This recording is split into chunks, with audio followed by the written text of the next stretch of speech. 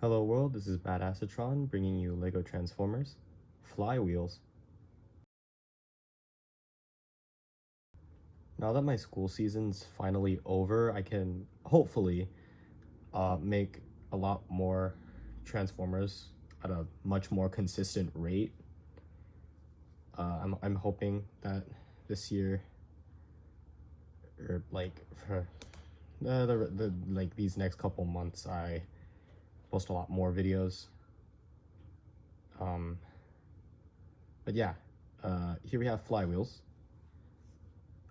a guy who I wanted to make because I saw a video of Battle Trap, tried to make Battle Trap, and failed spectacularly. And I discovered this guy, and I ended up making him instead of Battle Trap. Yeah, basically. So here we have Flywheel in his Duocon mode. He is both a tank and a jet. Now I made it accurate to the actual, I think it was a Studio Series figure, I don't remember.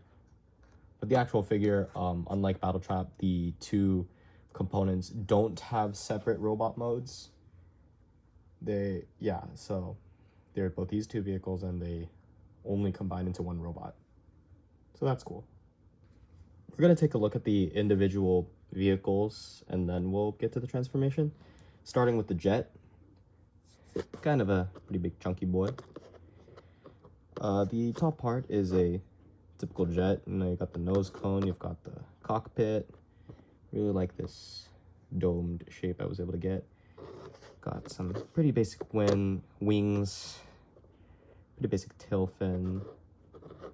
I really like the shape of the tail fin I was able to get here. That was really nice, I like that. There are these exposed studs in the front, right here and here. But if I did fill them with tiles, it would limit articulation in the robot mode. And there was another way I could have maybe filled it out, but I just felt like it looked a little ugly. Coming to the underside here, you may notice a little bit of stuff. In typical Jetformer fashion, he just has a bunch of robot mode kibble kind of hanging out on the bottom. But because he's a Duocon, it's not that much. You can see these two suspicious like chunks that do kind of serve as just landing gear.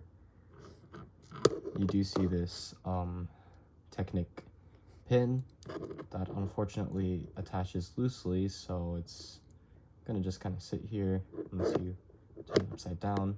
Mildly annoying. And then we've got a little more robot mode kibble here. That is going to be his head, but I think it fits very flush with the actual jet, so I feel like it's fairly unnoticeable. There is this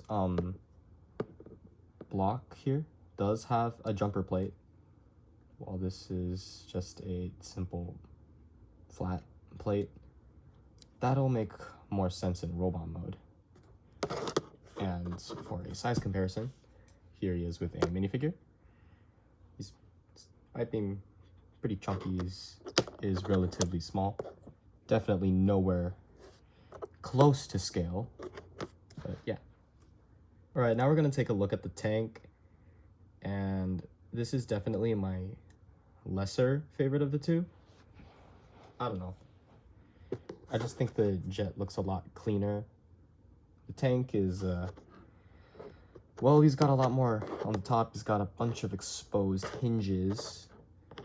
And you do notice this very obvious Erling brick kind of just sitting there. Pain. Turning him over to the back. It's relatively clean.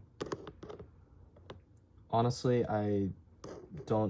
this is my first time building a tank former. For my first time, I don't think it looks too bad. Like, you've kind of got the front slope thing that some tanks have. I think maybe they should be the other way around. Like if I turn them 180 degrees, it would be more accurate, but I don't know. I kind of like the look better this way. Maybe is it accurate? I don't know. It's got the tank barrel, the front that unfortunately cannot articulate simply due to how it transforms. These treads are just these 1x2 rounded plates, and they can move up and oh, he's falling apart, he's dying. He can't move up and down on the along the back side of both. They're both are attached to a stud on this back part. So if you wanted to get him in kind of like pose where he's maybe going over some terrain and his treads are kind of like uneven, you could do that. And here is the undercarriage. Honestly, definitely way less stuff being revealed than the jet. So that's pretty cool. Anyways, here he is with a minifigure. Definitely a lot smaller than the jet. Okay, without further ado, let's get into the transformation. I'm gonna start with the tank because they become the legs. And don't kill me. I'm gonna give you all a warning right now. The parts forms, I know, terrible, horrible. The actual toy does it though. So to be honest, I'm honestly fine with the parts forming. Transform, we're gonna bottom parts of the tank up, spread them out. You can take this part off.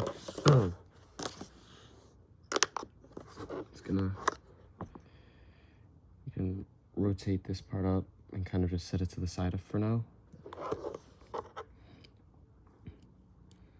You can rotate this 100 degrees or 180 degrees, both sides. Flip it up. Put this slope on. Rotate these pieces back. Fold these down and rotate on the treads so that they become heels. This slope keeps on falling off. I don't know why. But there you have a pair of legs. The jet, a little more complicated. These bottom parts will stretch out, become the arms, and this entire assembly is gonna fold backwards and reveal the head. And then this Technic pin is gonna connect to this top part of that tile. Just kind of, oh, what is with these slopes and falling off? Oh my god.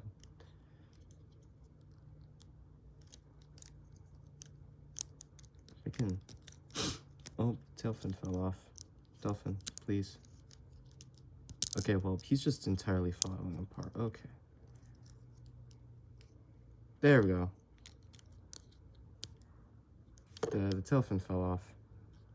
I'm gonna rotate the tail fin down because one, that'll let me reconnect it, but two, it'll allow us to take the wings and rotate them down to create kind of a new back profile. Now it doesn't look like the back of Jet. We can rotate the arms downwards. And now we can take the cannon and then we can attach it to that jumper plate.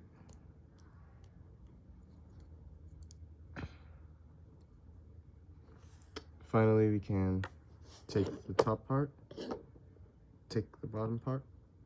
There is this anti-stud right here, and there's the nose cone with a stud right there. Simply connects like so. Oh, get him standing, please. And there's Flywheel, is robot mode.